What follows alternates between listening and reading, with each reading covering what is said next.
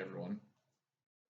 This is going to be the first of a couple of videos breaking down different messages and things that we see going on in the story Independence Day by Seppi Atta. Again, make sure that you've read that story. It was posted under week 6. This story is the basis of the literary analysis essay. So make sure that you've read it, that we're all good with it. Send me an email if you have any questions. It's a little bit confusing, like I've said in my other videos. But anyway, the one I want to focus on here, if you look at the assignment sheet that I posted for this essay, I gave you 4 suggested topics. It was gender, protesting, globalization, and immigration. I'm going to try to do a video on each one of those. I'm going to try to get most of them done for this week. Maybe one of them might have to get pushed to Monday for next week. But I'm basically going to go through the story. I'm going to pick out some quotes that to me are relevant to these topics, and we're going to think about what message the story is sending about these topics, the same way that we did with the episode of SpongeBob, the same way we did with that Pokemon essay, when we were looking at examples of literary analysis where we make an argument about the message the text is sending. So the first one I want to do here is gender. So I'm going to go through and read some different quotes that to me are related to gender, related to the message about it. Basically, the first number of them are just kind of like some examples of sexism that I think we see in the story, some examples of ways that like traditional gender roles are forced on to the women who are the main characters of the story. We're going to be looking at Eve, obviously our main character, our narrator, Mrs. Dorego, and also Madam Queen, who is the protest leader back in Nigeria. And if the story is about independence, if it's called Independence Day, it's largely about like these 3 women trying to get their independence in different ways. Eve by becoming a nurse and going out on her own and everything. Mrs. Dorego by becoming a doctor, and she also seems like she's just generally trying to take more control of her life. She's trying to, make it so her immigration status, so she has more control over it.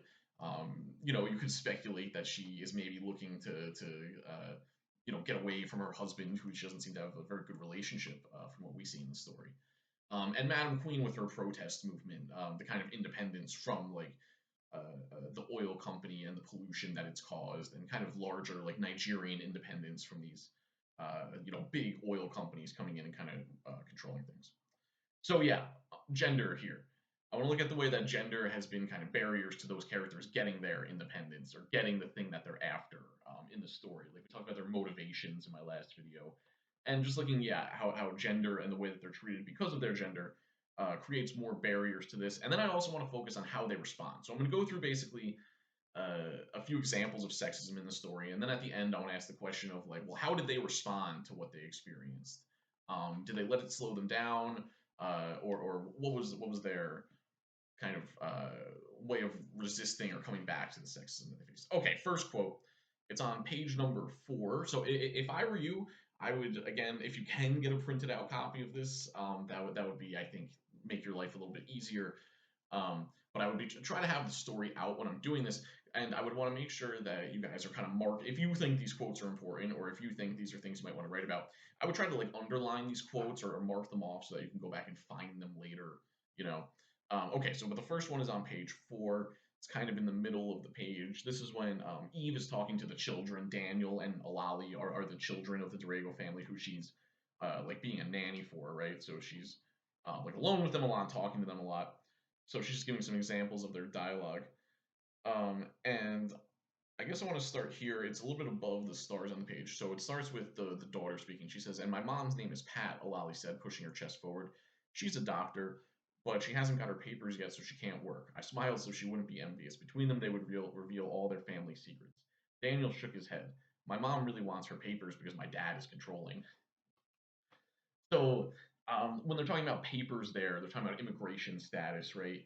At another point, Mrs. Dorego says that she is on her husband's green card, right? Which I think makes her kind of dependent on him for her legal status. So when it's saying she wants her own papers, it seems like she is trying to get her own job. She wants to have control of her own immigration status and stuff. She doesn't want to have to rely on him. And when he says, "My mom really wants her papers because my dad is controlling," we get other examples of this, but we see that Dr. Dorego, Mr. Dorego, is, very into like these traditional stereotypes where he wants to be the man who goes to work all day, and then when he comes home, he doesn't want to have to do anything. He wants the wife to serve him hand and foot, the whole thing. And yeah, Mrs. Dorego, not really down with this. I think she has the education to be a doctor, and it's just a matter of like, because they moved from Nigeria to America, she has to like whatever do the proper things to be a doctor in America now. Um, but yeah, so obviously they say that the dad is controlling, and they also make the connection between Mrs. Dorego like getting control of her immigration status and then like having more control over her own life because it makes she wants her papers because my dad is controlling so she wants the papers to be less controlled, it would seem. So it's just one example of what Mrs. Dorego is kind of going up against and trying to like take control of her life and stuff. Okay, the next place that I want to go is on page 7. It's kind of like the first big paragraph on page 7. So this is a flashback back to Nigeria.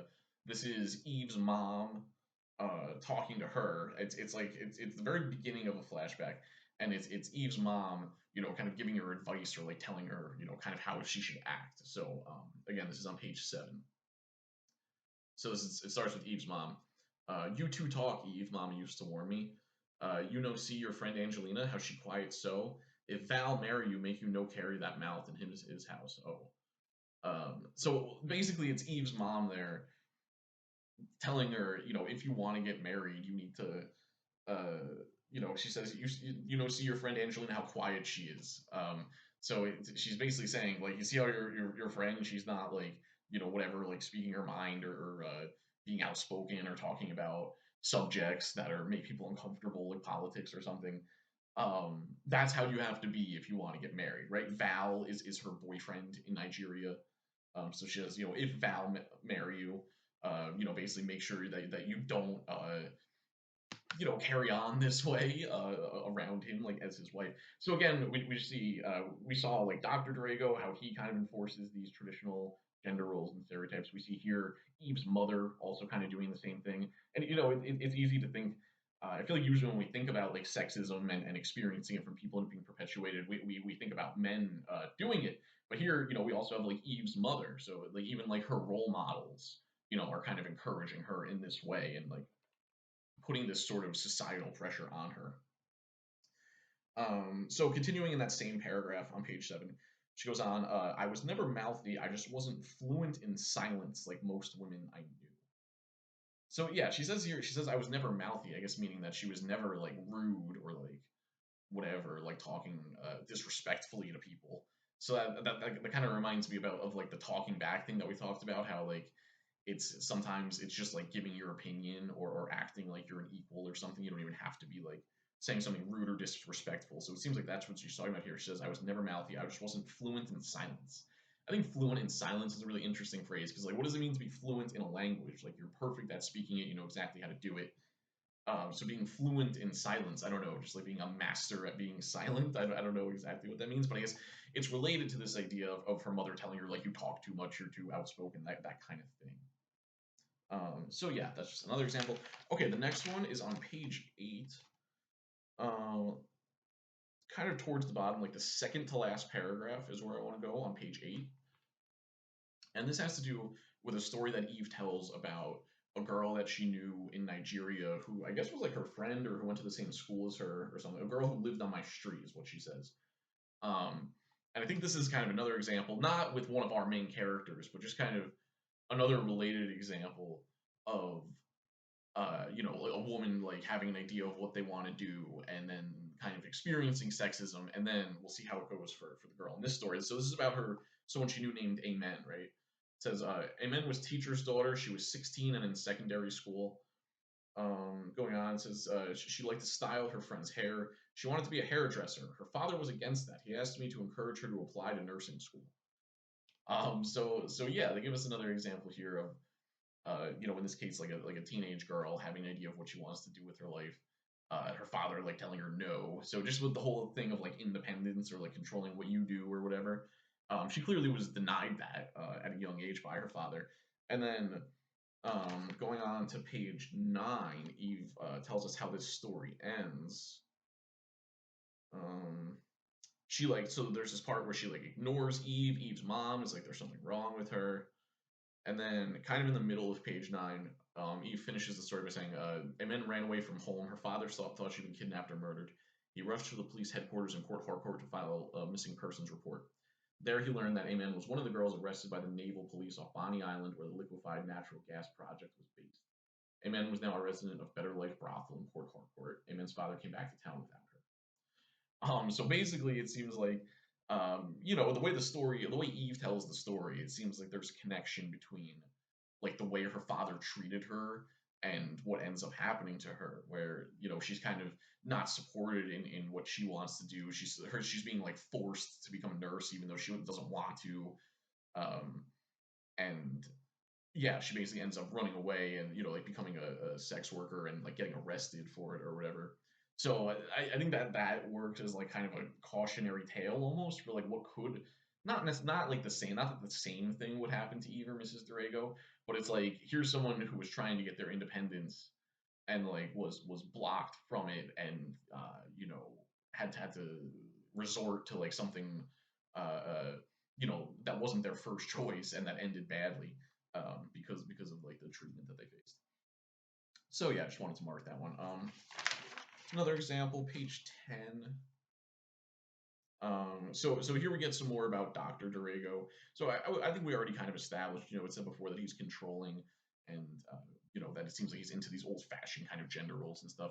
But just still going on with that. Oh, and obviously there's the thing where he doesn't go to the picnic with them, right?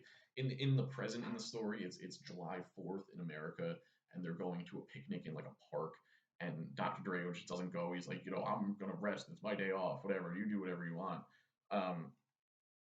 So just kind of on a similar thing in the sort of in the middle of page 10 says Dr. Durago won't clear the table, load the dishwasher, cook or bathe his children.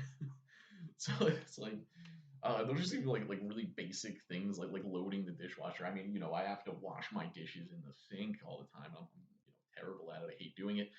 Loading a dishwasher, that seems pretty easy. Clearing the table, like cooking, I don't know. These seem like really basic things, and he won't even do that.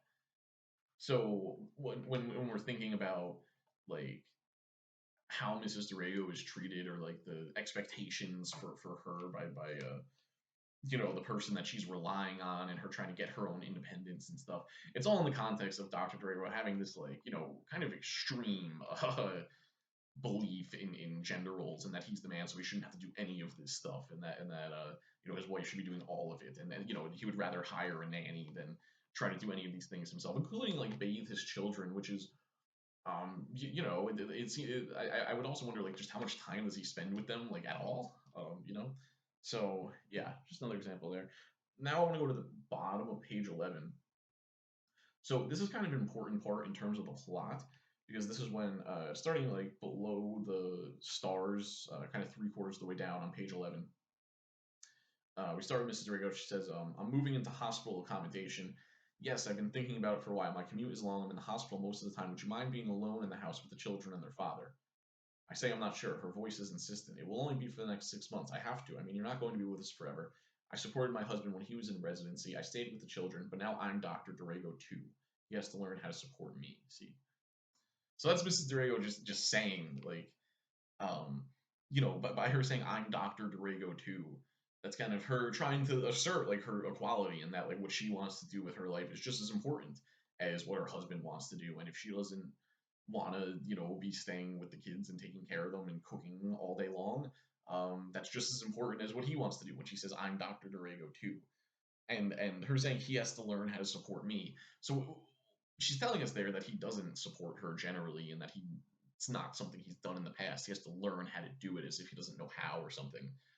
Um, and this is also important from a plot point of view because I think this is like the reason that they really need Eve, right? Is for Mrs. Durago, it says here, she's trying to move out of the house and into like I don't know some kind of like dorm situation or something, to become a doctor to do her residency or whatever doctors have to do. Um, so this is like why she needs Eve as well. So like Eve, also that's like the context as well of Eve telling her that she's gonna leave, that Eve's gonna leave to become a nurse on her own, right? And yeah, so just more evidence, more stuff that shows us like Mrs. Durago trying to get her independence, how gender is a problem for her there. Like, because I think saying I'm Dr. Durago, it's like instead of Mrs. Durago, you know, like Mr. or Mrs. Doctor. So I feel like there's a thing going on there where she's like, I'm not just Mrs. Durago, I'm going to be Dr. Durago as well, the same as the husband. So they'd be like equal in that way too. Okay, one more example here with Madam Queen. So we've looked at Eve, we've looked at Mrs. Durago, soon to be Dr. Durago. Um, and the last main character here I want to look at is Madam Queen, and then I want to go to the ending and we'll wrap up. So Madam Queen, like we've said, kind of this protest leader, very politically outspoken and stuff. I just want to look at kind of some of the reactions that she gets for being this way, and how specifically how gender plays a role in the way people react to her being so outspoken. So on page 13, she gives this whole speech about the oil companies and the pollution and how they need to fight back and everything. And I'll read some of that in another video. But then Eve goes home and she tells her mom that she was listening to Madam Queen.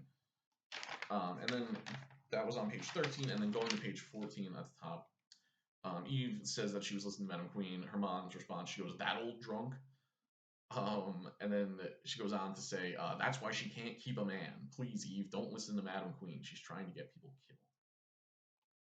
So the specific response of her saying that's why she can't keep a man seems, yeah, like another thing where we saw this is Eve's mom again, where we saw her before telling Eve, "You need to not be so like talking all the time or outspoken or whatever." And here, or like you'll never get married is the implication. Basically, there's something like not feminine about this, you know, about like Madam Queen's speaking out against the oil companies. There's something not feminine about it, you know. And even Eve's dad, who kind of agrees with her and with her political positions, he says also on page 14, he says she's fearless, that woman. He sniffed and sneezed just like a man. So even he, like, even though he agrees with her and he likes what she's doing, he still sees it as like a masculine trait. So again, this is like another woman speaking out, trying to, in her case, she's trying to more get independence, like for her town, for the people that she lives around, for the country generally, I guess, by going against the oil company. But again, gender a factor in like the barriers that she faces. All right, so now I want to go to the end of the story because so far we've seen okay, the women in the story like experience sexism in different ways. Okay, yes, that's true, but that's also not really debatable. You know, I don't think that can really be the full message or like our thesis if we were going to write about this.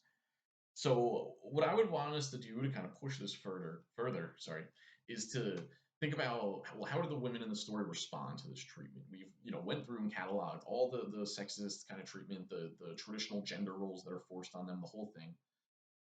How do they respond to it though? Do they give up? Do they like stop trying to get the things that they want? Because I feel like all of the kind of sexism that they face, it's all about them trying to get their independence and basically being told like you can't do that or you shouldn't do that or you need to wait and like most of them, like and one of the factors in that is because they're women, right? So how do they respond to that? I think they all try to get it anyway because the way that the story ends, right? Eve, you know, is about to tell Mrs. Drago that she's going to leave to become a nurse. Madam Queen, it seems, has been like fairly successful with her protest. The oil company's negotiating with her. Mrs. Durago, in terms of her like whole thing of becoming a doctor, doing the residency, she takes kind of a setback in that now she's not going to have Eve to watch the kids. She's going to have to find somebody else or something.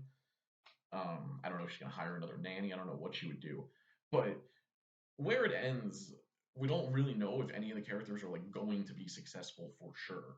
Like, is Eve going to be able to get her own green card and become a nurse and like do her own thing where she's going to go to Mississippi where she talks to this woman who's supposed to be able to help her? Is that gonna work out? I don't know. Is Mrs. Durago going to be able to find someone else and still become a doctor at the time that she wanted to? I don't know. For Madam Queen and the protesters, they're negotiating with the oil company, but how is that going to go? Is that going to go well for them? Is the oil company going to actually clean everything up or stop polluting or give something back to the people of Nigeria? Probably not. I don't know if I'm too pessimistic with that. So, like, if we're thinking about the message here, it's like they all are still trying to get their independence and whatever that meant for each character, but we don't know if they're going to be successful. So it's not some simple thing where it's like, oh, if you're facing sexism, just like, fight back and then you'll be successful. It's not like that simple, kind of like a fairy tale sort of message. It's, I think, maybe rightly more realistic than that. But it's also not like, oh, if you face sexism, like you can't overcome it, like you're gonna whatever be destroyed by it, like it'll always hold you back, you'll never overcome it. I don't think that's the message either. I think it's like somewhere in the middle. I don't know what we would say it is exactly. I think that is up to you guys for what the message is exactly, because that could be the thesis. But it's like, okay, women face sexism, and then they can still try to come back. They might be successful, but maybe not. Or like that fighting back is the important thing, whether or not you're successful. Like you might be successful, you might not be, but the central thing is to like try anyway or fight back anyway. I don't know, maybe something like that. But yeah, I think that's some of the main places in the story I would go to if you want to write about gender in the story. And I think the message is, I don't know, I kind of like that middle ground sort of answer. I don't know exactly how you'd want to work it out as a thesis though. That's up to you guys, and that could be the basis for your essay. But yeah, I hope this made some sense. I hope we got something about the message from gender here. And we'll talk more about this stuff. So I'll see you soon.